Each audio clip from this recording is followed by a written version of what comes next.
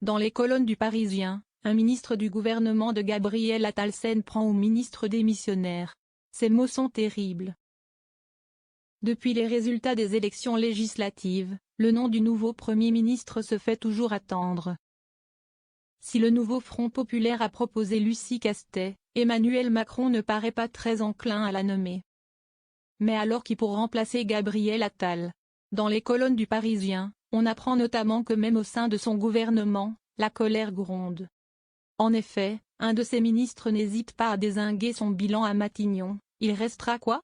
Pas une réforme, pas un projet de loi, que de la com, lâche-t-il. Et il semblerait que Gabriel Attal ne souhaite pas lâcher son poste, il n'est pas heureux. Il n'a pas envie de ne plus être Premier ministre, tranche un autre. Gabriel Attal, même ses ministres perdent patience. Décrit comme certains comme un loup solitaire, très perso, égocentrique, par ceux qui ne l'aiment pas. Les fervents défenseurs de Gabriel Attal contredisent ces termes.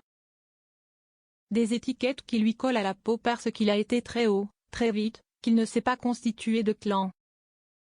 Son entourage précise que sa priorité au groupe est de maintenir l'unité et de reconstruire notre corpus idéologique, redevenir une force d'attraction politique. Mais parviendra-t-il à unir toutes les personnalités de son parti? D'autant que Gabriel Attal a tout un avenir politique à construire. Il y a deux choses qui s'ouvrent à lui, la mairie de Paris et la présidentielle.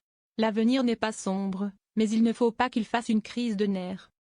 Qui pour le remplacer à Matignon? Et hors de question pour lui de laisser le pays aux mains de la France insoumise. Gabriel Attal a aussi proposé un pacte d'action pour les Français, soit une base programmatique rappelant nos valeurs et nos projets, tendant la main aux autres forces politiques avec des ouvertures sur la justice fiscale s'agissant des superprofits, ou sur les questions institutionnelles.